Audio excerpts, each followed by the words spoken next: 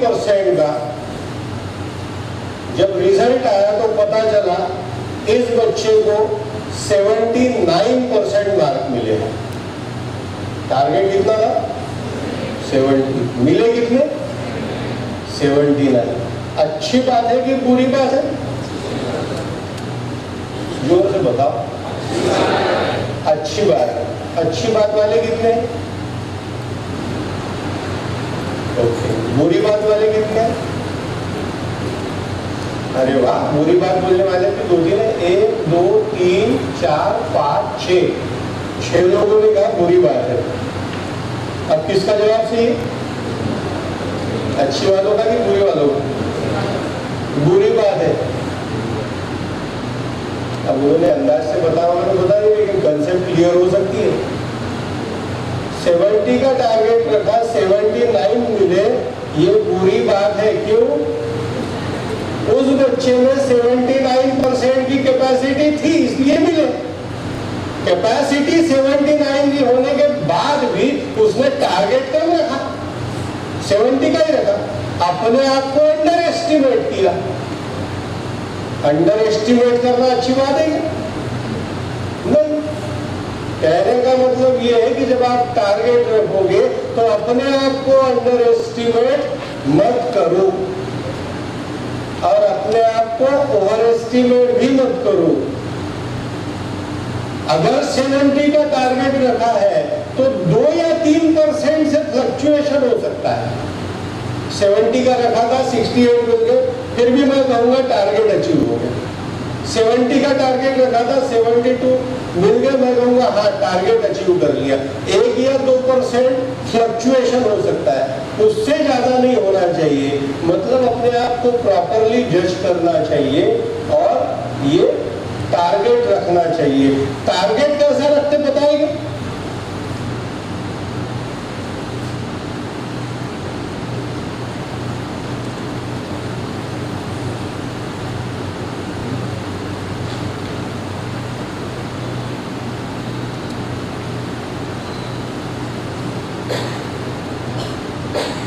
Target कैसा रखते हैं?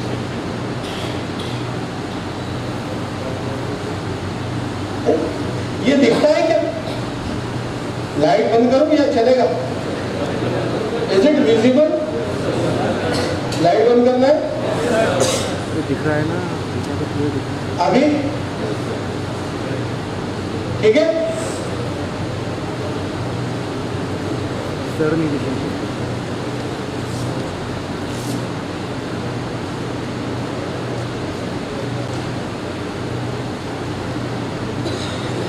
Five T's of success.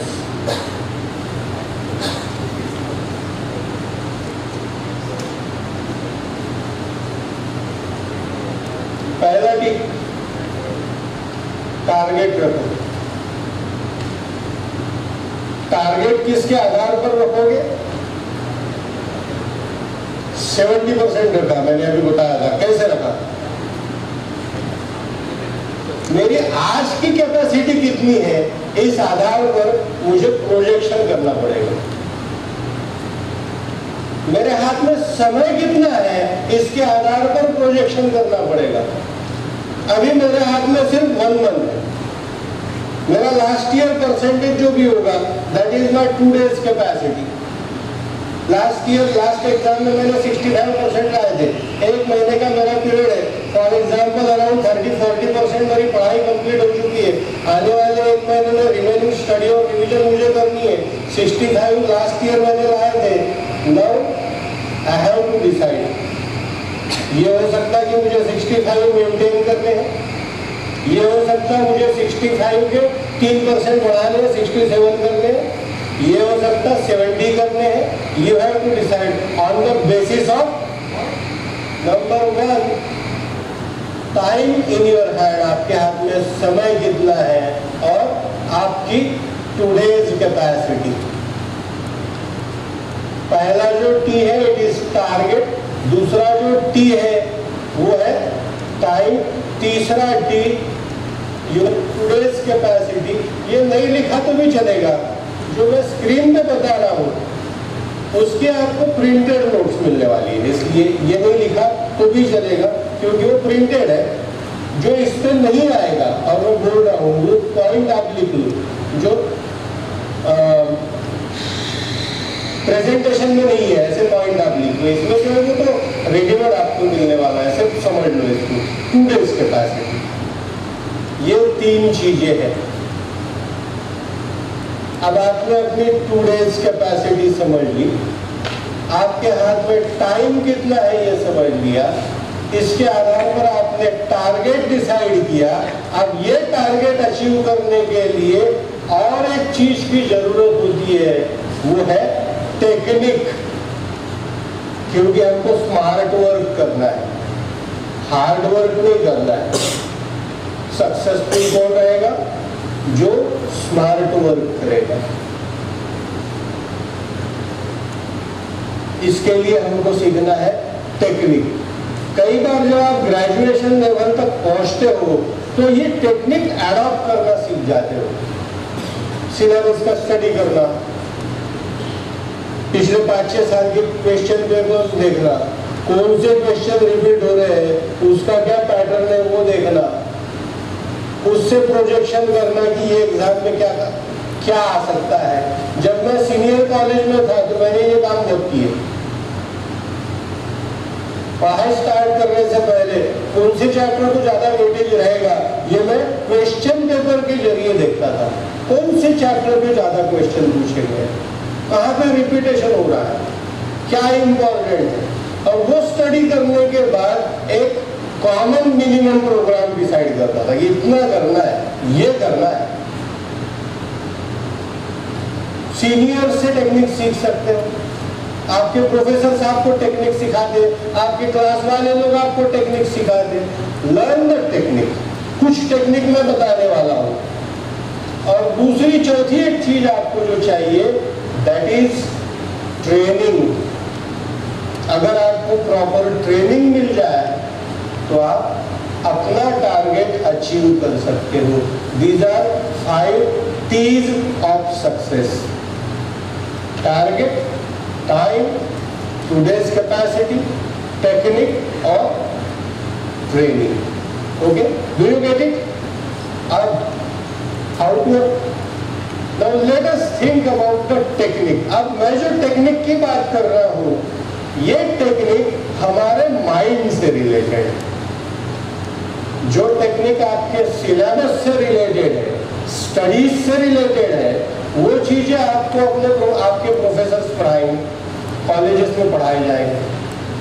आप बाहर क्लासेस में जाते हो, क्लासेस में आपको आपके सब्जेक्ट से रिलेटेड सारी टेक्निक पढ़ाए जाएंगे। यहाँ पे जो मैं टेक्निक पढ़ा रहा हूँ ये टेक्निक हमारे माइंड से रिलेटेड है, और सबसे इंपॉर्टेंट यही है, माइंड से रिलेटेड टेक्निक। इसकी कैपेसिटी, किताबें तो मोटी मोटी है, नेट पे बहुत सारी चीजें हैं, लेकिन वो चीजें यहाँ पे ट्रांसफर करना उसके लिए लगेगा माइंड, और माइंड से रिलेटेड टेक्निक ये हम सीखने वाले हैं। इसके लिए हम सीखते हैं लॉज ऑफ लर्निंग। जो यहाँ पे आ रहा लिखने की जरूरत नहीं है, सिर्फ समझ लो। जो यहाँ पे नहीं आएगा, जो यहाँ पे लिखा नहीं है, उसको अपने पास लिख लो, बाकी लिखने की जरूरत नहीं है। लॉज ऑफ लर्निंग, इसमें का पहला लॉ जो है it is law of readiness. ये लॉ ऐसा कहता है, if you are ready to learn, you learn more quickly, more effectively and with a great satisfaction. If you are ready to learn, you learn more quickly, more effectively and with a great satisfaction.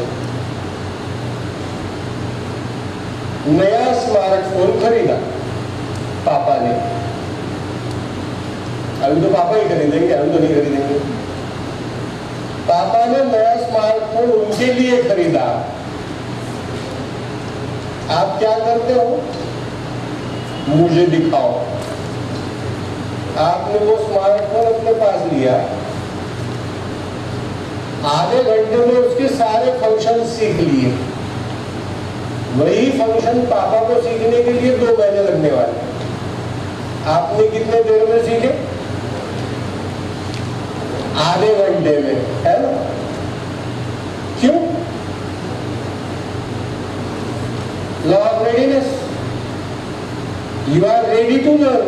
सीखने की आपकी इच्छा है, दिखा मुझे क्या क्या है, ये है क्या, वो है क्या, वो है क्या, दोस्तों के पास कुछ देखा होगा, कोई इंफॉर्मेशन ली होगी, फटाफट वो फंक्शन सीख लिए, क्योंकि आपका माइंड वो चीज सीखने के लिए रेडी है।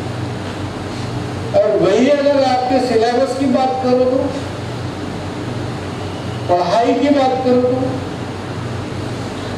Your mind is not ready to learn. आपके दिमाग में थॉट आता है कि चलो यार एग्जाम करीब आ गई, पढ़ना स्टार्ट करना चाहिए।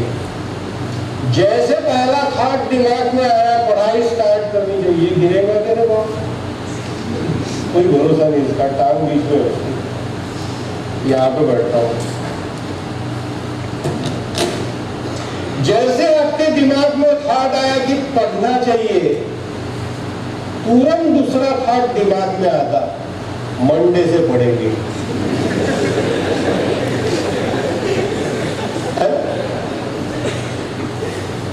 यानी आज का जो थॉट था क्या किया, postpone. Why? Your mind is not ready to learn. Monday कब आता और कब जाता पता ही नहीं चलता। फिर थॉट आता, यार अपन मंडे से पढ़ने वाले थे ना, जानते हो दसरा हो जान दो ना, वैसे भी डांडिया वांडिया खेलने जाना पड़ता, अभी कुछ पढ़ाई का माहौल तो है नहीं, दसरा हो जान दो फिर पढ़ेंगे।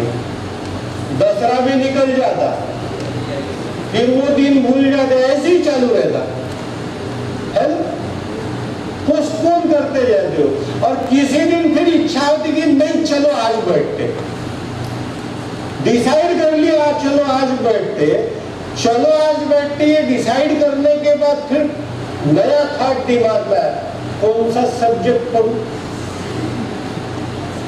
अब फिर एक एक सब्जेक्ट आता दिमाग में, M1 पढ़ दे, अरे हट यार M1 बहुत बेकार है, M1 आपका भी नहीं, दिमाग खराब हो जाएगा।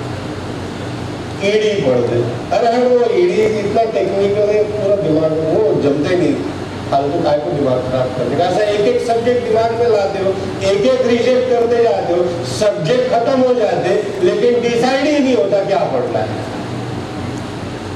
फिर कोई भी एक किताब निकालते हो रैंडमली जो हाथ में आएंगी, बेड पे जाते हो, आराम से लेटते हो, सीने पे किताब रखते हो, 15 मिनट पढ़ते हो, 16वें मिनट में वो मुंह पे गिर जाती, नींद आ जाती। थोड़ी देर के बाद मम्मी झांक के देखती और वो देखती कि ये पोता तो सोया है, वो आती किताब उठाती, जम के गाली मारना चालू करती और आपकी नींद उससे खुल जाती, लेकिन अब आंख नहीं खुलती, आपको मालूम है आंखें खोली तो झापड़ पड़ने वाली, चुपचाप सोए रहे। ऐसी है पढ़ाई, हाँ या ना, है ना। लॉ ऑफ रेडीनेस अपने लिए फेवरेबल करो। कैसे? एक तो अंदर से इच्छा होनी चाहिए वो चीज करने की, तब माइंड रेडी होता है। जैसे मैंने मोबाइल का एग्जांपल लिया, या तो फिर वो चीज की जबरदस्ती आदत डालनी पड़ती, तब हमारा माइंड वो चीज के लिए रेडी होता है। इसका एग्जांपल है ब्रश करना। ब्रश करना ये तो बहुत इंटरेस्टिंग एक्टिविटी है, बहुत मजा आने वाली, एंजॉयमेंट वाली एक्टिविटी है, इंटरटेनिंग एक्टिविटी है नहीं। लेकिन फिर भी नींद से उठने के बाद पहला काम कौन सा करते? ब्रश करना। क्यों? Because of habit. आपका माइंड ब्रश करने के लिए रेडी है। व्हाई? Because of habit. अगर स्टडी की बात कर रहे हैं और ये लॉ फेवरेबल करना है तो एक ही करना पड़ेगा, fix time and place for study. पढ़ाई का टाइम फिक्स करो, पढ़ाई की जगह फिक्स करो और रोज उसी जगह पे उसी टाइम पे कंपल्सरी पढ़ो, इच्छा रहे ना रहे, कंपल्सरी पढ़ो। शुरू में मन नहीं लगेगा, शुरू में कंसंट्रेशन नहीं होगा, शुरू में इच्छा नहीं होगी, शुरू में नींद आएगी, शुरू में बहुत बोर होगा, शुरू में बहुत ज्यादा कंफ्यूजन होगा, क्या पढ़ रहे दिमाग में जाएगा ही नहीं क्योंकि माइंड रेडी नहीं है। लेकिन एक बार अगर आदत हो गई तो कंसंट्रेशन आएगा, मूड आएगा, इच्छा आएगी, अंडरस्टैंडिंग आएगा, कॉन्फिडेंस आएगा, पढ़ने की स्पीड आएगी, पढ़ने में मजा आएगा। बुरी आदत लगने के लिए एक दिन लगता है ना। दोस्तों ने बोला चल बियर मारेंगे, एक बार मार के देखी, दूसरे दिन से वो पैसे जमाना चालू कर देता। हो गए कि वही बोलता दोस्तों को चल आज मैं पिलाता। बुरी आदत लगने के लिए एक दिन, और अच्छी आदत लगने के लिए 21 डेज। अच्छी आदत लगने के लिए 21 दिन लगेंगे, मतलब 3 हफ्ते लगेंगे। ईमानदारी से 3 हफ्ते तक टाइम और जगह फिक्स करके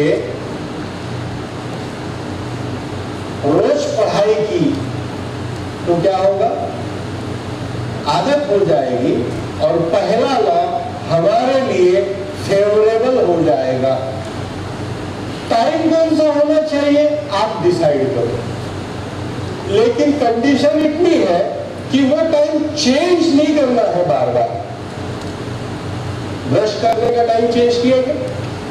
यार इतने सालों से सुबह नींद से उठने के बाद ब्रश कर रहा था, जान दे आज से मैं सुबह नहीं करूंगा, आज से मैं शाम को करते जाऊंगा, सुबह करूंगा ही नहीं।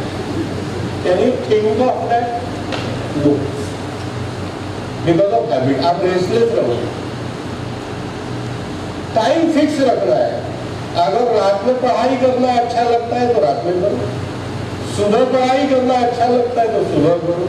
हर किसी के बेस्ट स्टडी आवर्स अलग अलग होते हैं। कुछ बच्चों के बेस्ट स्टडी आवर्स मॉर्निंग में, सुबह 3 बजे 4 बजे उठेंगे पढ़ाई करेंगे, लेकिन कुछ लोगों को उठना बड़ा जान पे आता, सुबह उनकी पढ़ाई नहीं होती, रात में कितना भी जागने के लिए कहो पूरी रात जाग लेंगे, लेकिन एक बार सोने के बाद उठाने का नहीं है। कुछ लोग ऐसे, अगर आपके बेस्ट स्टडी में रात में है तो रात में पढ़ो, कोई प्रॉब्लम नहीं। अगर आपको किसी ने कहा होगा कि सुबह उठ के की हुई पढ़ाई बहुत अच्छी रहती, ऐसा कुछ नहीं है।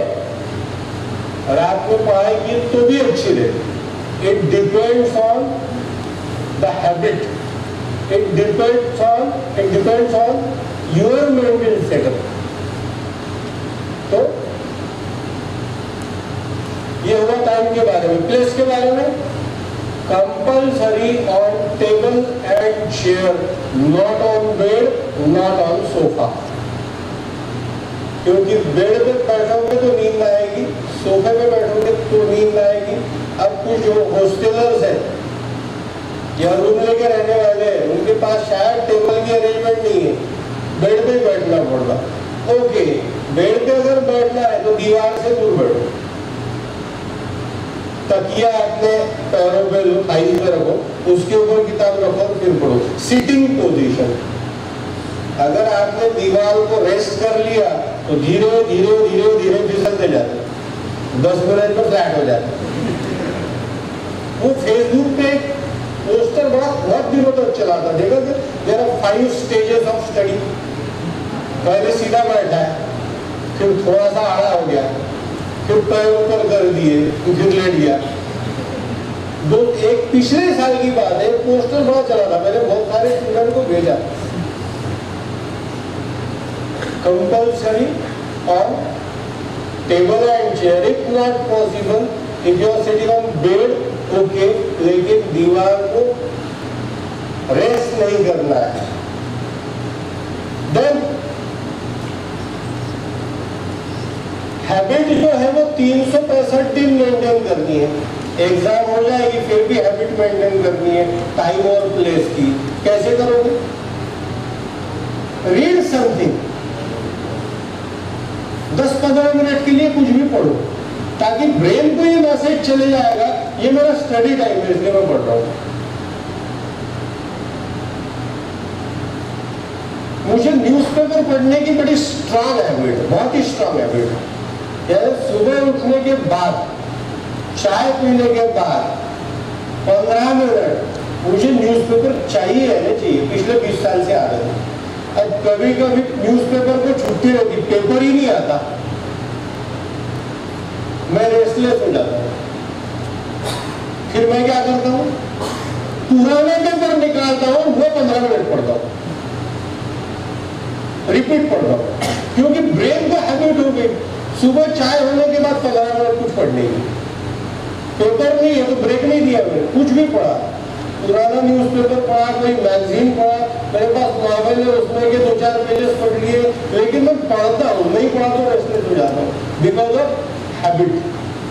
इसी तरह से जब पढ़ाई नहीं है, एग्जाम खत्म हो गए, read something for 10 to 15 minutes to maintain the habit, so that you have to maintain the habit for 365 days.